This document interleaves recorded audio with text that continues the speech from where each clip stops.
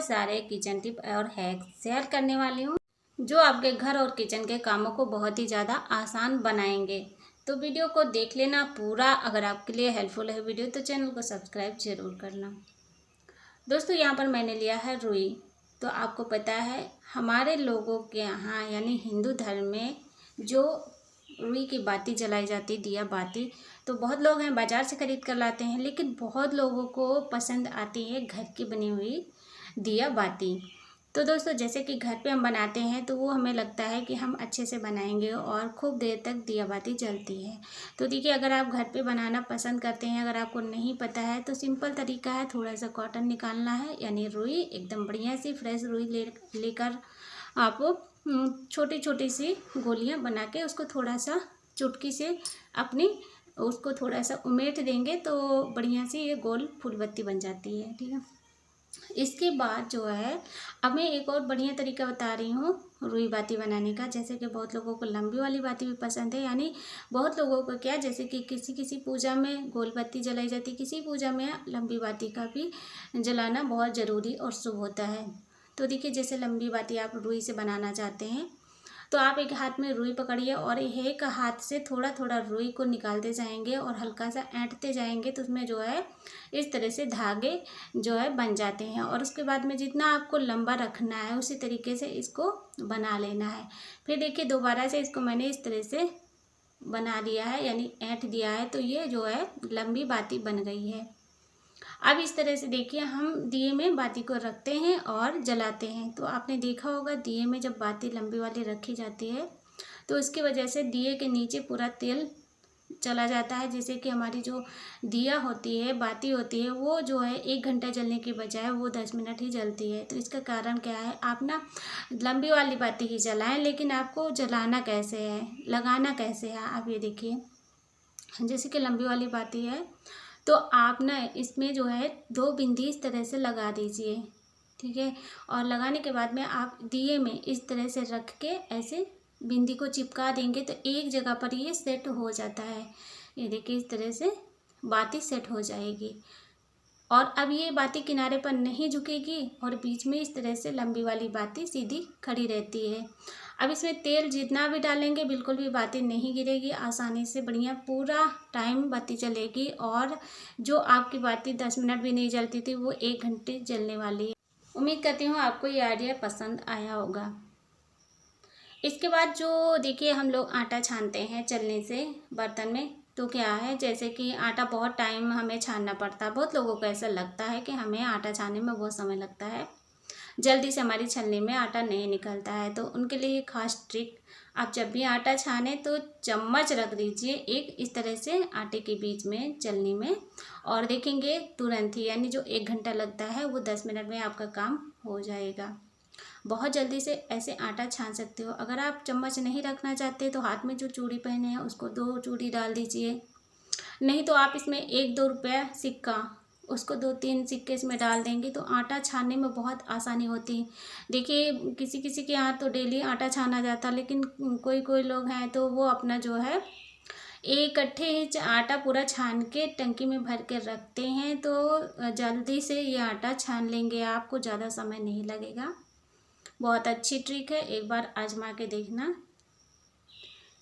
इसके बाद दोस्तों, जैसे कि हमारे पास जो सुई होती है, सुई में धार अगर ना हो और जंग लगा हो तो देखिए, आप चूड़ी ले लीजिए कांच वाली और उसके ऊपर थोड़ा सा सुई के नोक को रगड़ेंगे तो बहुत आसानी से सुई की नोक एकदम तेज हो जाता है। पहले मेरे साथ बहुत ऐसा बार हो चुका है कि सुई में जो नोक है वो बिल्कुल रहती ही नहीं। दुकान से जब मंगवाती तो मैं सोचती कि चलो शायद ये अच्छी नहीं होगी, दूसरी मैं ले आती हूँ तो वो भी ऐसी रहती। तो मैंने सोचा कि क्यों ना कुछ अपना जुगाड़ लगाया जाए, बार बार मैं दुकान से सुई खरीदती रहूँगी और मेरे पैसे इस तरह से बर्बाद होते रहेंगे। तो ये ट्रिक बहुत ज़्यादा काम की है। अगर इस तरह से जब कांच की चूड़ी पर सुई को रगड़ते हैं तो इसमें नोक बहुत अच्छे से हो जाती है और जितना भी जंग लगा वो भी ख़त्म हो जाता है। इसके बाद जो हमारे पास ये एप्रो पेंसिल होती है, इसको जब हम शॉर्पनर से शॉर्प करते हैं, छीलते हैं तो ये जो है बार बार टूट जाती है। तो आपको शॉर्पनर से नहीं छीलना है, इसके लिए चाहिए हमें ब्लेड। और ब्लेड को लेकर देखिए ऊपर जितना भी इसमें के नोक ख़त्म हो गया, गायब हो गया है, उसको पहले हम सही कर लेंगे। इसके बाद मैं इसको इस तरह से ब्लेड से सही कर ले रही हूँ। जब इस तरह से हम इसको छीलते हैं तो बहुत टाइम तक हमारी ये एब्रो पेंसिल चलती है। इसके अंदर का जो काला काला होता है ये बहुत ही ज़्यादा सॉफ्ट होता है, जिसकी वजह से ये हमारी एब्रो पेंसिल बार बार टूटती है और जल्दी ख़त्म हो जाती है। तो देखिए इस तरह से मैंने इसको छीला है। आप ध्यान से देखिए, मैंने एक तरफ इसको ज़्यादा छीला है और एक तरफ बिल्कुल भी इसमें नहीं साफ़ किया है, यानी एक तरफ ही इसमें जो है लकड़ी वो लगी हुई है। तो इससे हमारी जो एब्रो पेंसिल है जल्दी से नहीं ख़त्म होगी और टूटेगी भी नहीं। बहुत ही अच्छी ट्रिक है, एक बार आप ट्राई करके देखना, आपकी एब्रो पेंसिल साल 2 साल चल जाएगी फिर भी इसकी नोक ख़त्म नहीं होगी और लगाने पर भी आपको इस तरह से आसानी होगी। अगर आप इसकी नोक बनाते हैं तो ऐसा नहीं लगेगा। इसके बाद दोस्तों, जैसे हमारे घर में जो सिंक होती है, स्टील सिंक के बारे में मैं आपको बताऊंगी। मेरे यहाँ तो वैसे ये पत्थर की लगी है और ये जो मेरी पत्थर की सिंक लगी है, इसको साफ़ करने के लिए किसी चीज़ से ये साफ़ नहीं होती, केवल इसे साफ़ करना होता ब्लीचिंग पाउडर से, एकदम बढ़िया दूध की तरह चमक जाती है। लेकिन मैं आपको स्टील सिंक साफ़ करने के लिए ये बता रही हूँ टिप्स। तो मैंने यहाँ पर देखिए सिंक में डाल दिया पहले बेकिंग सोडा, 2-3 चम्मच डाल दिया। इसके बाद मेरे पास है आमचूर पाउडर, अगर आपके पास कोई एक्सपायर पड़ा है तो आप उसे ले सकते हो। 2-3 चम्मच इसके अंदर डालना है अमचूर पाउडर। इसके बाद मैंने लिया है यहाँ पर डिटर्जेंट पाउडर यानी निरमा। आपके पास अगर नींबू है तो आप उससे भी 1 नींबू इसमें डालकर निचोड़ सकते हो। इसके बाद स्क्रबर लेकर इसे अच्छे तरीके से पूरी सिंक में फैला देना है। जितनी भी चीज़ें मैंने सिंक में डाली हैं, इससे आपकी सिंक स्टील की जो है वो एकदम चमक जाएगी और जितना भी इसके अंदर गंदगी है और कीड़े मकोड़े आते हैं वो भी ख़त्म हो जाएंगे।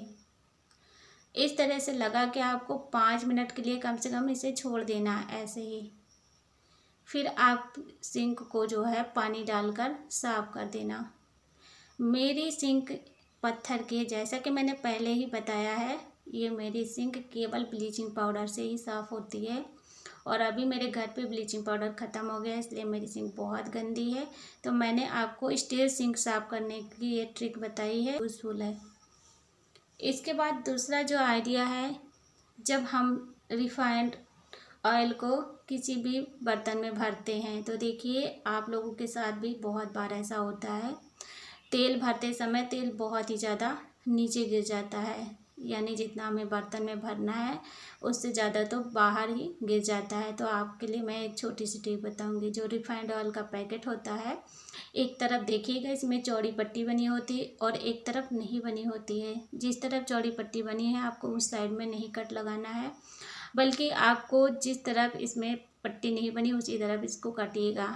ध्यान से देखना आप, तभी आपको समझ में आएगा, नहीं तो आपका तेल हमेशा ही बर्तन से बाहर गिरता रहेगा। इस ट्रिक से अगर आप तेल को भरेंगे बर्तन में तो बहुत ही आसानी से पूरा तेल भर जाएगा और चाहे कितना भी छोटा मुंह का बर्तन हो उसमें आसानी से तेल भर सकते हो। देख सफाई नहीं हो पाती। आलू को मैंने देखिए एक ले लिया है, इस आलू को मैंने थोड़ा सा काट लिया है और आलू में मैं थोड़ा सा डाल रही हूँ बेकिंग पाउडर। तो ये तो बेकिंग सोडा था तो मैंने जो है गलती से उठा लिया, लेकिन ये है बेकिंग पाउडर। तो हमें बेकिंग पाउडर ही चाहिए। कहीं भी अगर आप साफ़ सफाई करना चाहते हैं तो उसके लिए बेकिंग पाउडर ज़्यादा ही अच्छा रहता है। बहुत अच्छे से क्लीनिंग होती है, बहुत अच्छे से सफाई हो जाती है जहाँ पर आपको कुछ साफ़ करना है। तो देखिए इस तरह से आलू के ऊपर मैंने बेकिंग पाउडर लगा दिया है। तो मेरे घर में ना जो बोर्ड लगे हैं, अभी देखिए घर में वायरिंग नहीं हुई है तो इस तरीके से कहीं छोटे कहीं बड़े बोर्ड लटके हुए हैं। तो बच्चे लोग होते हैं ना छोटे छोटे, अपना ये जो है बोर्ड पर अपना लिखना पढ़ना शुरू करते रहते हैं, जहाँ देखो जहाँ कुछ गोदागादी कर देते हैं। तो देखिए इसको हम इस तरह से आसानी से साफ़ कर सकते हैं बिना किसी झंझट के। बहुत अच्छे से बोर्ड साफ़ हो जाता है, एकदम बढ़िया चमक जाता है। ये बहुत अच्छी सी काम की टिप है, आप एक बार ट्राई करके देखना। जितने भी बोर्ड हैं इस तरीके से मैं साफ़ कर लेती हूँ। तो अभी देखिए मैं यहाँ पर जो है ये बोर्ड सही से लगा नहीं है, इसलिए ज़्यादा अच्छे से यहाँ पर मैं ज़्यादा इसके छेड़छाड़ नहीं कर रही हूँ, नहीं तो दिक्कत हो जाएगी। ये टिप हेल्पफुल रहे हो तो एक लाइक करना, चैनल को हमारे सब्सक्राइब करें, शेयर करें वीडियो को। Thanks for watching. मिलती हूँ एक नई हेल्पफुल वीडियो के साथ। चैनल को ज़रूर सब्सक्राइब कर लेना हेल्पफुल वीडियो देखने के लिए।